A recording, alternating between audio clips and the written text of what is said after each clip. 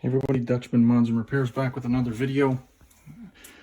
This one hopefully be a quick one. Just a lot of details here. I had a viewer who asked for measurements on the system install so they could have a rough idea of whether this would work for them in their home. And so I'm going to make an attempt at getting some specific measurements for everyone that they can go with. The width on the system is right at about 23.5. The height from the bottom to the top here is just over 26.25. The shelf section here, I'm calling it the shelf, and you're sitting at 8.25, you know, give or take a little bit. The little the lip in the back here is just under 3. This little stainless steel shelf here. The gauges sit exactly 3.5 inches off the top. At least is the way it came in for me. How they had them screwed in. So you know, about 3.5 inches there.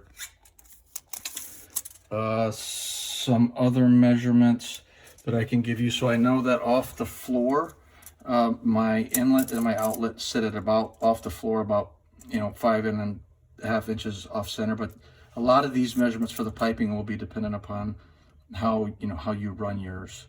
And then the width I have is about 9 inches from here to here on center. It's about 20 inches from the elbow here up to my crossover or my bypass valve. And then I had to do some custom work here. This used to run straight up here, but I had leaking here, and so I had to kind of do this elbow and put in the SharkBite fittings there for that. I would encourage anyone who's doing this, even though they're expensive, try to think about using some of the SharkBite fittings in areas where you may have to go back. In particular, I ended up doing on the inlet and the outlet side where I needed to put SharkBite fittings in because I had to go back and redo some piping because of leaking on those threads on the inlet and the outlet side. Okay, on the outlet side, the pipe sticks out. Mine's coming out all the way to the outer edge. It's about 3 3/4 of an inch. The pipe running up above off the shelf is just over 6.5, maybe 6 5/8. Okay, and then on the, if you want to call it, that where the outlet side where it comes, where we come across here, out and down from the unit itself on center, it's close to 1 foot. And then that protrusion there coming off, you could see is close to 6 inches, with those 2 elbows here and then going down. I still have not connected the flush line in just because I've had other projects going on. But if you watched my last video, I explained how that will elbow in and tee down to that middle line down there to go out, and so I can flush new filters when they come in. I can just flush it into the driveway. Up top here, the wood, this is 1x material here. It's 3 feet wide, side to side.